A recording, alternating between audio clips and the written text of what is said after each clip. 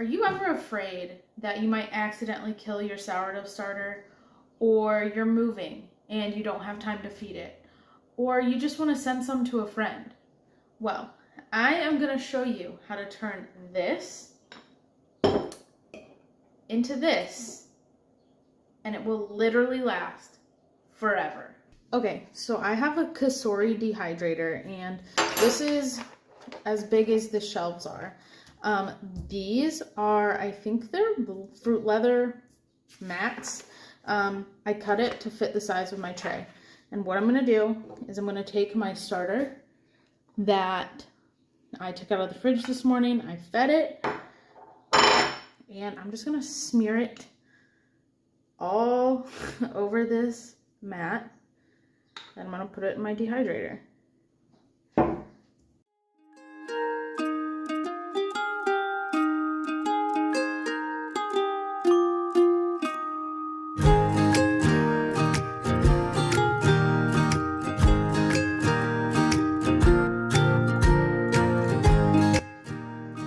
Try to make this as thin as possible so it doesn't take forever to dehydrate.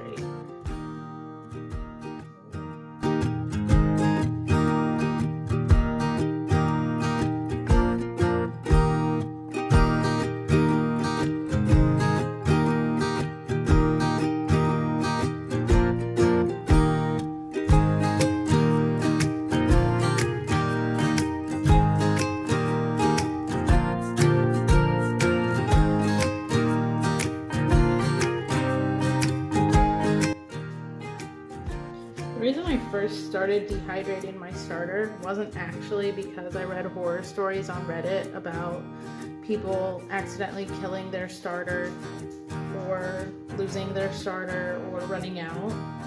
The true reason I actually started dehydrating my starter was because I had a friend who really wanted to try sourdough, and she lives like 6 hours away, so I couldn't just like drive down and just give her some.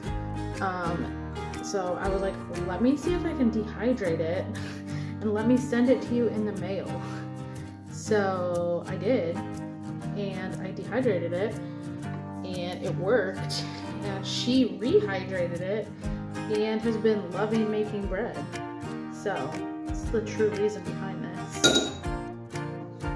So this is my Sourdough dehydrator. I got it last summer for the purpose of dehydrating my garlic to make powder. It's got 6 trays. It's really affordable if you want like a trade dehydrator versus the round ones. It's awesome. I would highly recommend it. It does exactly what I needed to do. So I've got 2 trays of my starter that I'm going to put in here. I am going to plug it in.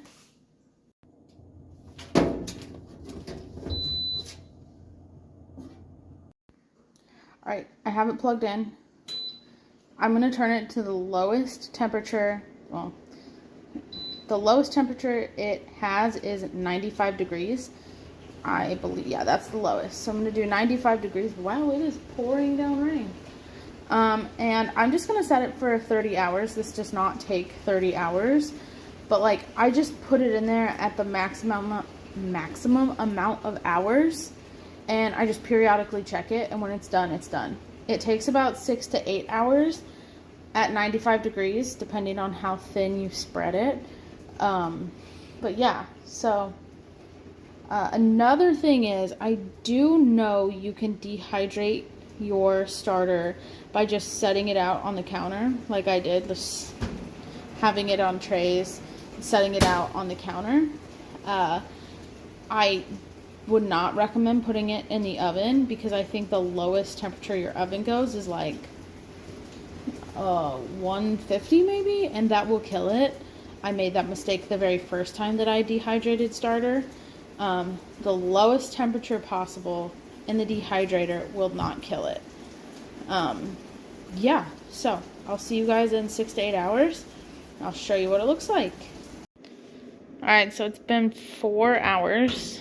I'm just gonna check on it. It's 95 degrees. It's not hot, obviously.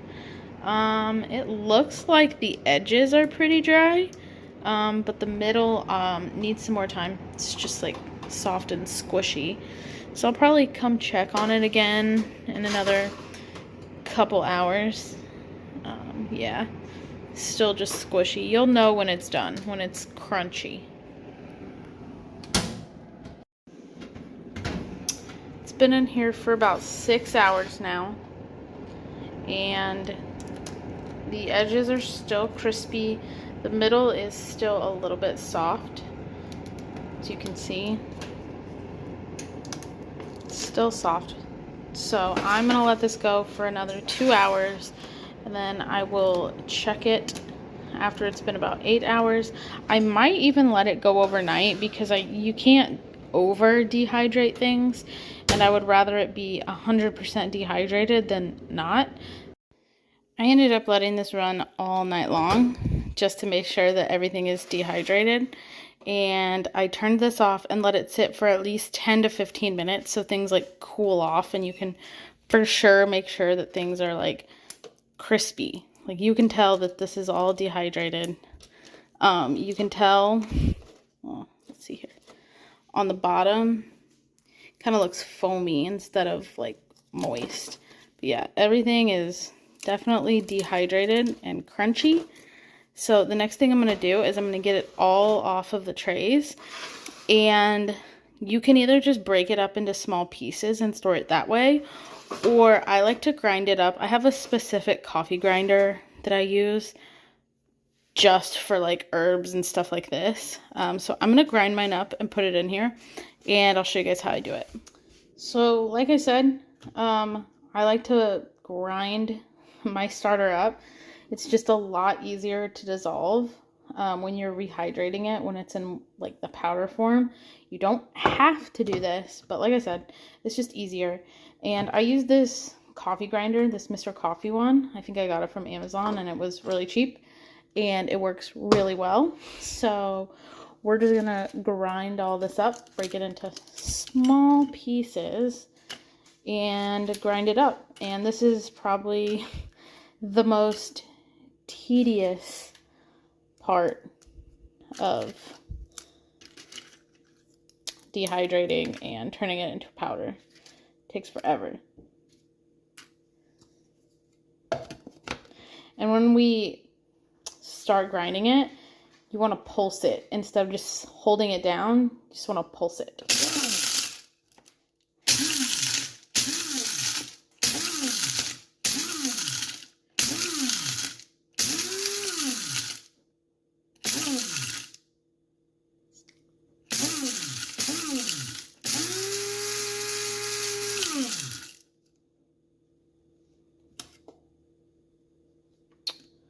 That's what it looks like. And then I'll just take it from here, put it in here. So once we have it all ground up and I put it in my jar, I want to leave it out on my counter for like 5 days so I can condition it, which just means that I take it, I pick it up every day, just shake it around, look at it, make sure that there's no moisture in here, no clumps. And if that's the case, you're going to want to start over or dehydrate it again unless you see mold. If you see mold, it's done for. You got to throw the entire thing away. So for 5 days, I'll just leave it on my counter, pick it up once a day, twice a day, and just kind of shake it around like this. Make sure that it's not clumpy, no moisture at the bottom, it's not sticking to the bottom. It's just normal powder.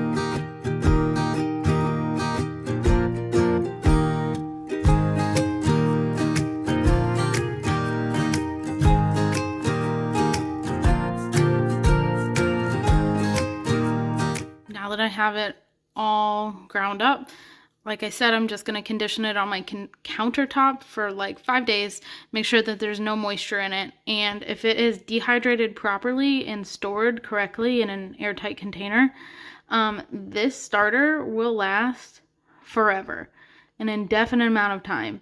And like I said earlier, you can send this to friends. You can keep it for later. You can give it away. You can do whatever you want with it. But it's nice to know that you have sourdough starter that will last forever, even if something happens to whatever you have in your fridge or on your counter.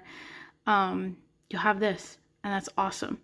So stay tuned. Next week I will probably have a video coming out about how to rehydrate this and how to turn it back into a normal starter that you're going to make bread with. So stay tuned for that. Thanks for watching.